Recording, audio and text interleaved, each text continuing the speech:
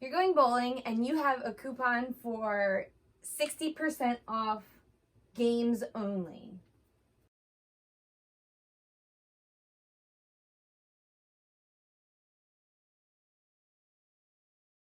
In order to bowl, you need to rent shoes. You're going to play 7 games. You get a small drink and popcorn. Your coupon of 60% off applies only to how much you pay for games. So let's get the subtotal for games.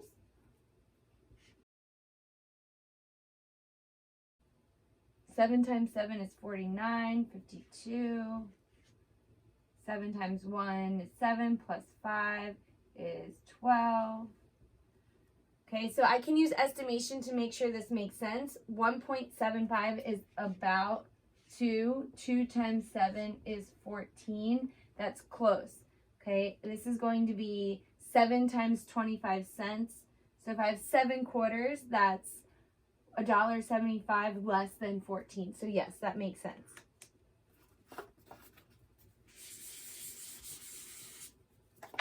Okay, so I have $12.25 as my subtotal for my games. I need to figure out what I'm actually going to pay by figuring 60% of that. I love our base 10 decimal system because I can find 60% of any number, but by first finding 10%. So I know 100% of 12.25 is 12.25. Moving the decimal back one gets me to 10%.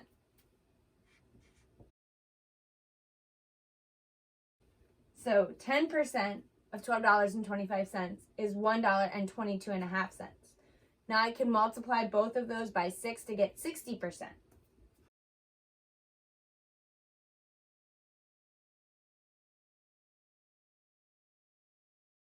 Okay, so that comes out to $7.35. 60% of $12.25 is $7.35. I know 50% would be close to 6.12, so it kind of makes sense to me that it's a little more than 50%. I know 10% is 1.225. If 50% is 6.125 plus 1.225, yes, that makes sense. Okay, so I need to remove 60% from my subtotal of 7 games.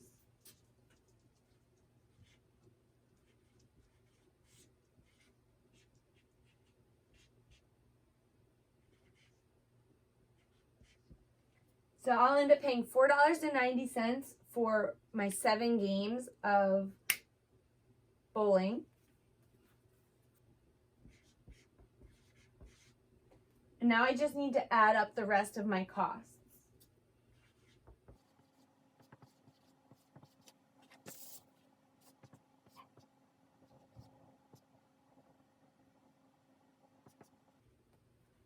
So my whole experience will cost me $11.50. Does that make sense? About $5 plus 3 is 8,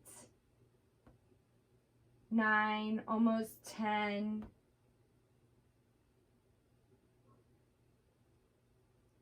Yep, $11.50. That makes sense.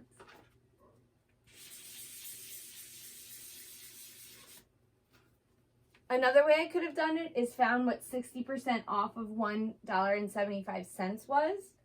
So 60% of 175, first I go to 100%.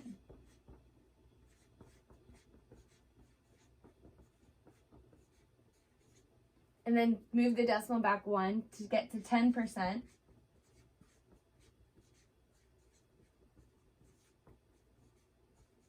Then multiply that by 6 to get the discount, 60%, or I can just multiply it by 4 because I know that if I'm getting 60% off, I'm actually going to be paying 40%.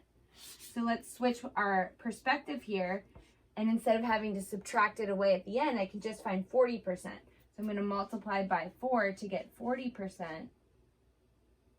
And so 0.175 times 4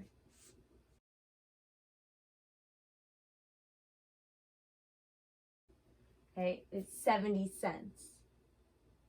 So I'm paying 70 cents per game.